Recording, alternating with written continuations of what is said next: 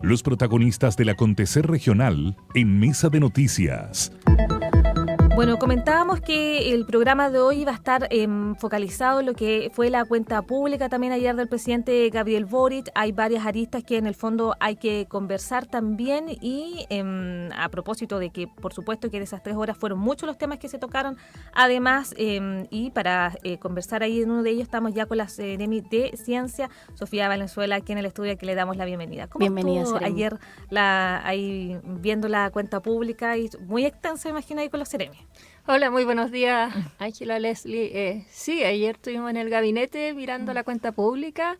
Fueron muchos los anuncios, ¿cierto? Así que quedamos todos muy contentos porque hay hartas medidas que se dieron a conocer que ya están implementadas y que nosotros a veces pasan los días tan rápido y la dinámica que uno dice, oh, mira hacia atrás retroactivamente y dice, oh, pucha que hemos hecho cosas, ¿cierto? Están en chileavanzando.cl, hay más de 400 acciones que se han realizado en este año y 2-3 meses prácticamente, y a su vez también nuevas medidas que vienen en beneficio sobre todo hacia las regiones, porque nuestro gobierno está, y el presidente Gabriel Boric así lo ha dicho, muy comprometido con la descentralización, y en ese contexto muchos de los anuncios que se dieron ayer en la cuenta pública iban en beneficio de las regiones.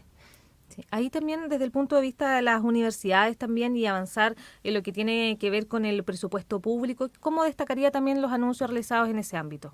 Bueno, sí, nosotros desde el ámbito de la ciencia y tecnología, conocimiento e innovación, y así como lo ha dicho nuestra ministra Aysén Echeverry, fue bien interesante porque yo creo que esto históricamente es la primera cuenta pública donde se menciona tantas veces la ciencia.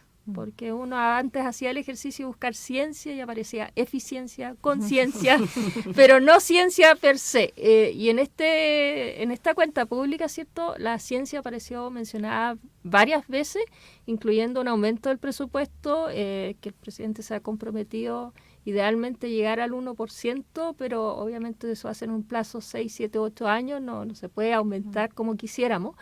Pero sí hay muchos compromisos en esa área, aumento de presupuesto, las universidades van a tener financiamiento complementario a lo que ya tiene nuestro ministerio a través de concursos públicos o concursos que se hacen para distintos investigadores e investigadoras. Entonces, bien por ahí, nuevos institutos también, fortalecimiento de los institutos profesionales o institutos tecnológicos públicos que están hoy en día al alero, por ejemplo, el Instituto Forestal, el INEA, el INAH y otros tantos institutos que dependen de diferentes ministerios que también hacen investigación y desarrollo. Entonces ahora nuestro Ministerio de Ciencia también les va a proveer de recursos para que hagan más investigación. Seremi, ahí el Ministerio de Ciencia es una cartera nueva en comparación a otras que ya están más establecidas, que tienen toda una estructura. De hecho, todavía estamos en estas divisiones de macrozonas. Exacto. ¿Cuándo en el fondo ya vamos a poder ver este avance en donde se pueda ir evolucionando a que efectivamente, por ejemplo, cada región pueda tener su Seremi? Me imagino que en eso también se va avanzando, pese que a lo mejor no fueron anuncios específicos de la cuenta pública, pero en el fondo hay hoy día desafíos que requieren que en el fondo el Ministerio de Ciencia cada vez se vaya posicionando. Sí, efectivamente. Nosotros actualmente somos 5 seremías a lo largo de todo Chile para las 16 regiones, en promedio 3 a 4 regiones por macrozona. Obviamente en la región metropolitana no hay seremía.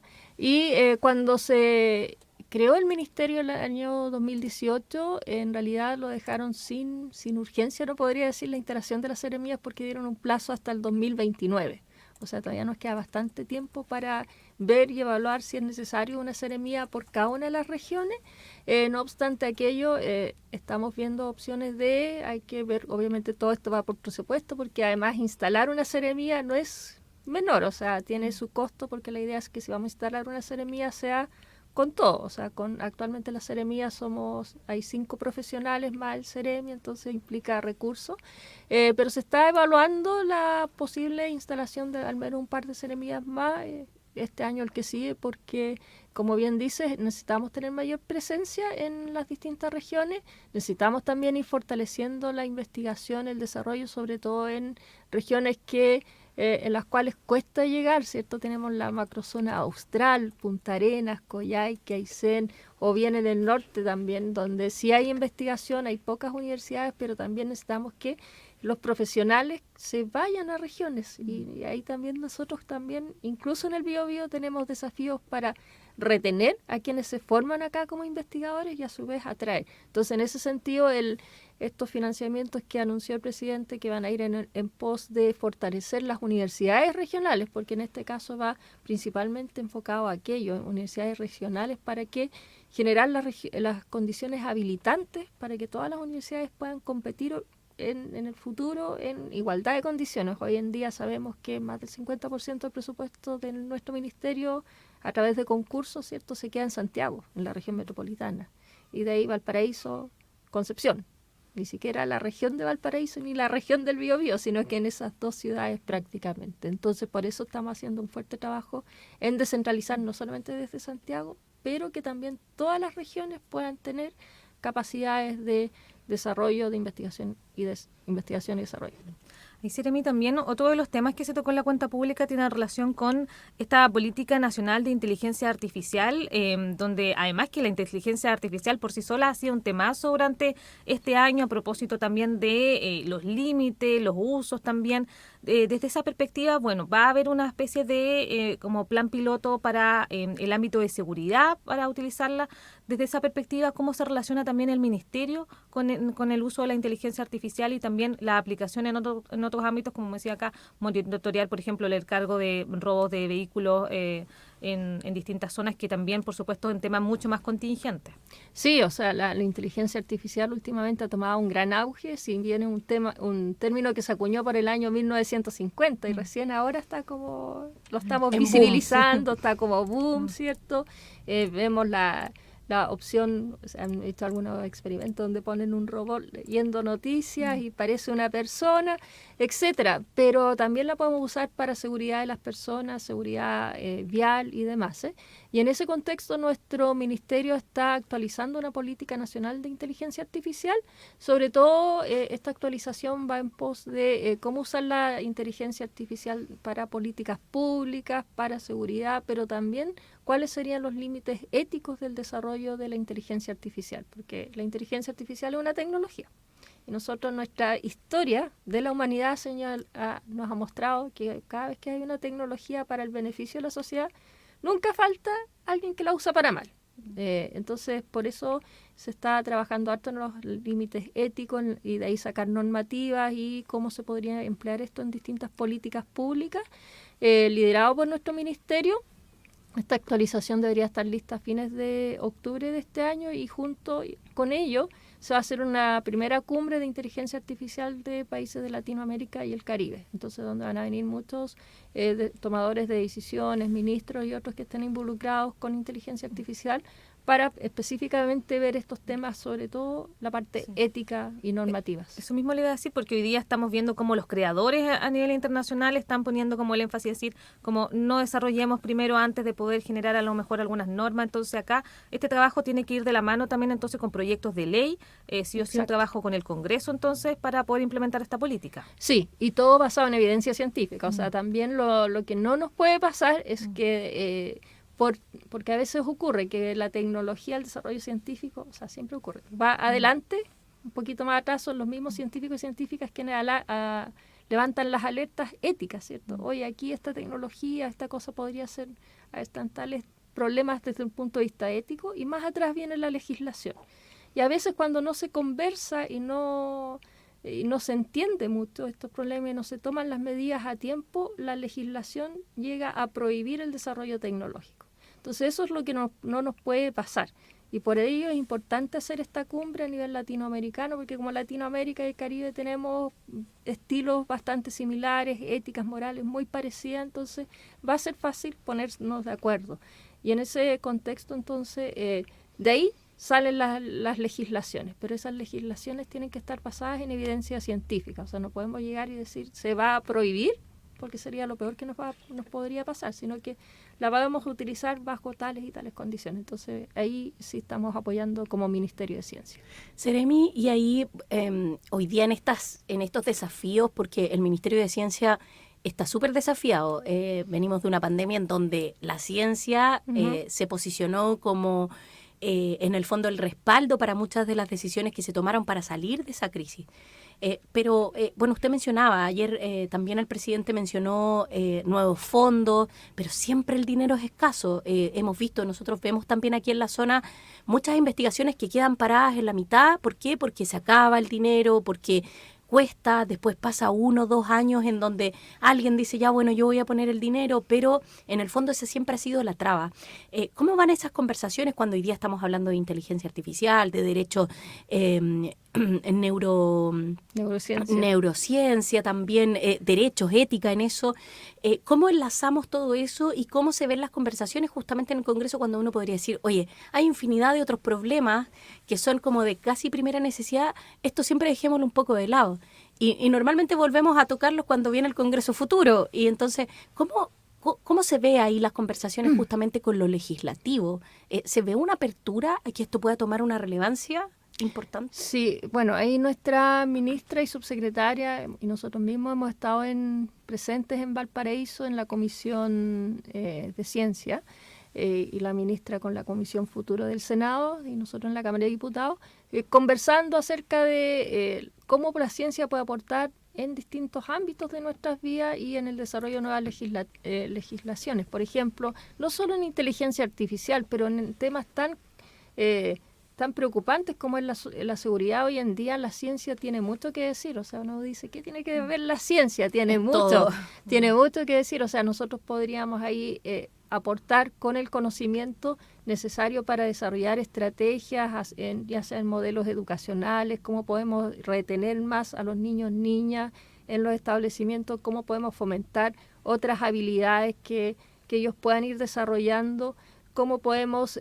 tomar estrategias que sean útiles para prevenir distintos tipos de delitos o para combatir delitos, ¿cierto? Cómo comprendemos desde la sociología a la sociedad y a partir de esa comprensión de la sociedad, cómo podemos prevenir distintas problemáticas que nos afectan. Entonces tiene mucho que decir. Entonces la ciencia en el ámbito de la seguridad tiene mucho que aportar para desarrollar nuevas legislaciones.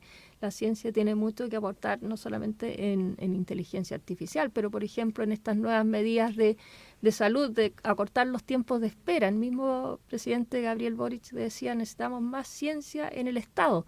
Y esa ciencia en el Estado puede significar, por ejemplo, que desde el ámbito científico nosotros digo los científicos y científicas, puedan aportar con el desarrollo de programas que te permitan tener de una forma mucho más eficiente, ¿cierto? Por ejemplo, donde hay cupos y donde hacemos estos cruces de personas que puedan ir a atenderse de forma más rápida y ir acortando la lista de espera. Entonces, en todas las medidas que se anunciaron ayer, cómo podemos proteger mejor nuestra biodiversidad, cómo proteger más los humedales, en fin, todas las medidas yo creo que uno puede aportar desde el ámbito de la ciencia, y eso es lo bonito de este Ministerio de Ciencia, Tecnología, Conocimiento e Innovación, que a pesar del nombre tan hiper largo, una de las cosas es que somos súper transversales y podemos apoyar a los distintos ministerios y obviamente a nuestro presidente para ser un país más justo, más equitativo y que podamos tener medidas normativas, legislaciones basadas en evidencia científica y no legislaciones basadas en que me parece que o creo que esto es lo mejor. Oye, súper importante eso. Seremi, antes de ir ya finalizando por un tema de tiempo, otro de las aristas también que se tocó en la cuenta pública y que obviamente están relacionados también con su ministerio tiene que ver con la Estrategia Nacional del Litio, donde también en el fondo está entonces conectado, porque usted lo decía, es súper importante, o sea, desde la ciencia hay varias aristas donde se puede en el fondo ir corroborando, apoyando, y una de ellas entonces también es lo que se va a empezar a desarrollar hoy día también desde el punto de vista del litio y por supuesto también con la creación del Instituto del Litio y Salares, independiente que a lo mejor uno lo ve acá en la macrozona sur como que es algo más del norte, pero de todas formas en el fondo hay desde el punto de vista de la ciencia, ¿cierto?, un apoyo en esta estrategia. Sí, definitivamente, y en lo que es el Instituto Nacional del Litio y Salares, se llama Litio y Salares porque su objetivo principal va a ser estudiar cómo podemos emplear el litio. Hoy en día sabemos litio batería, ¿cierto? Es como la típica asociación, pero el litio puede tener otras aplicaciones y este instituto va por un lado también a ver qué otras aplicaciones, qué otros usos podemos darle al litio y qué otras tecnologías podríamos desarrollar en nuestro país. Y ahí, claro, las capacidades están distribuidas a lo largo de todo el país y la idea es que se concentren en el norte. Para tener un polo de desarrollo ahí de litio. Y salares, ¿por qué? Porque el litio está cierto en los salares, pero nosotros miramos los salares y decimos, no, si es pura sal, ¿cierto? Pero la verdad es que no. Ahí hay vida, hay microorganismos, hay una serie de vida muy pequeñita que quizás no la vemos, pero que es muy importante, muy relevante, que pueden incluso algunos de esos microorganismos tener un valor muy especial, ya sea para el ecosistema en el cual están, pero también pueden servirnos a nosotros como humanidad, a lo mejor pueden tener algún principio que nos pueda servir como posible antibiótico en el futuro, etcétera. Entonces hay mucho que estudiar y que cuidar. Y en ese sentido, este instituto también va a decir, bueno, nosotros nos gustaría extraer el máximo de litio posible, ¿cierto? Porque así tenemos mayores recursos. Eso es como el pensado en el pasado, pero hoy en día tenemos que hacerlo de una forma sostenible. Entonces, decir, por un lado, tenemos que extraer litio de una forma que seamos sustentables, que respetemos el medio ambiente, pero por otro lado también tenemos que usar el litio de aquellos lugares donde podemos y no de aquellos lugares de donde hay que protegerlos porque el ecosistema ahí es muy frágil o porque hay algunas especies que hay que proteger y por lo tanto aquí esto no se va a tocar, sino que un poquito más allá, un poquito más acá. Entonces, este Instituto Nacional del Litio va en ese ámbito, o sea, desarrollar nuevas tecnologías, nuevos usos del litio, pero con la mirada, ¿cierto?, de conservación y preservación de distintos ámbitos, de salares que uno de repente dice, no hay mucho, sí hay mucho ahí, ¿cierto? Hay agua y dentro del agua hay microorganismos y hay otra serie de especies que nos pueden interesar conservar y nos deben interesar conservar como humanidad. Así es. Bueno, queremos agradecerle a la Seremi de Ciencias, Sofía Valenzuela, que nos ha venido a acompañar esto post cuenta pública también para hacer un poco el balance de los anuncios respecto de esta cartera y todo lo que se quiere hacer con la ciencia. Así es, muchas gracias, Seremi, por estar en conversación junto a nosotros aquí, sobre todo porque, claro, hay muchas aristas de que uno puede analizar y hacer la bajada de este discurso presidencial, pero parte importante también en lo que estábamos conversando ahora respecto al ámbito de la ciencia y cómo también se interrelaciona con otras iniciativas que también están anunciadas en estos discursos. Muchas gracias por estar junto a nosotros en Mesa de Noticias. Muchas gracias, Leslie. Muchas gracias, Ángela, por el tiempo.